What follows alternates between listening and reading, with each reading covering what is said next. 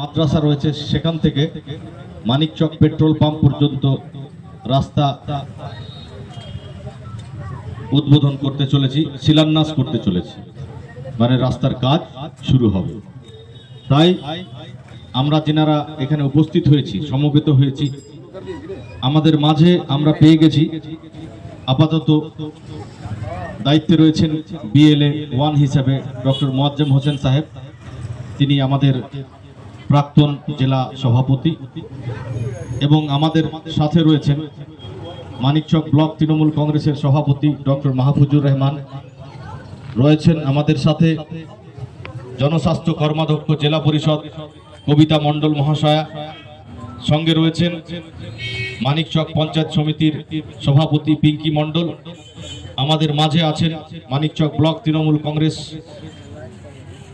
থেকে জামাল খান সাহেব, রয়েছেন আবু কালাম আজাদ আপেলদা, আমাদের সাথে রয়েছেন মানিকচক অঞ্চলের সভাপতি নিখিল দা, রয়েছেন সহ সভাপতি মানিকচক ব্লক আব্দুল্লাহ দা, সঙ্গে আছেন আমাদের যুব সভাপতি শহীদুল হক, আর মঞ্চে আপনারা দেখতে পাচ্ছেন আমাদের সাথে আমাদের এনায়েতপুর অঞ্চলের সভাপতি আলমদা রয়েছেন এবং তার সাথে রয়েছেন আমাদের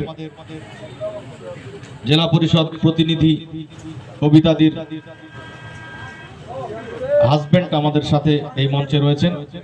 আমরা ইতিমধ্যেই মালা রহমানকে এই মঞ্চে পেয়েছি,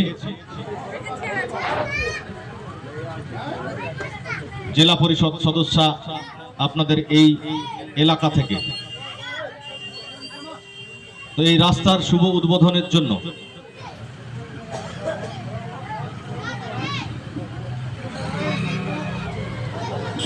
আমরা এখানে উপস্থিত হয়েছি।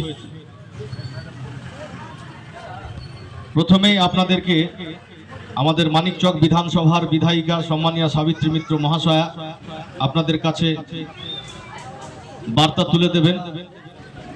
ওনার প্রয়াসে